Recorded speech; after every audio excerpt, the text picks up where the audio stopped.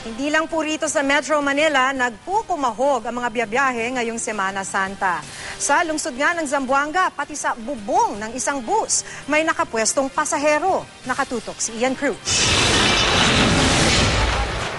Nagtakbuhan at nagunhan ang mga pasahero kahapon sa Surigao para makasakay sa lancha. Nagkaubusan na raw kasi ng biyahe papunta at pabalik ng Siargao Island dahil sa dagsa ng mga turista. Tila di naman ininda ng mga biyahero ang siksikan, makatawid lang ng dagat at makauwi. Sinisiguro naman ang kaligtasan ng mga turista at residente sa Siargao.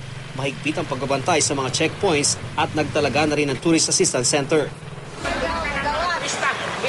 Siksikan naman ang bus na ito sa Zamboanga. Hindi lang kasi mga bagahe ang nasa bubungan nito, kundi pati mga pasahero na karamihan ay babae pa naman.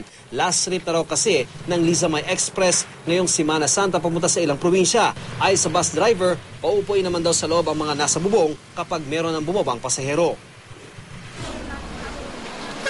Sa Maynila, naging maayos ang inilatag na sistema sa ilan pang bus terminal sa Metro Manila.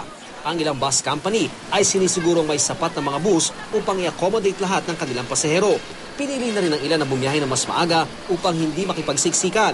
Sa terminal naman ng iba't ibang bus avenida sa Maynila, ilang araw na rin maraming dumarating ng mga pasahero papunta sa iba't ibang destinasyon sa Northern Luzon dahil sa bakasyon at paggunita ng Semana Santa. Dito kapag dumarating ang mga pasahero, nakakasakay agad sa mga naghihintay na bus. Dahil halos walang hintayan sa avenida, dito na raw sumasakay ang mga dating parokyano ng mga terminal sa Cubao o sa Pasay.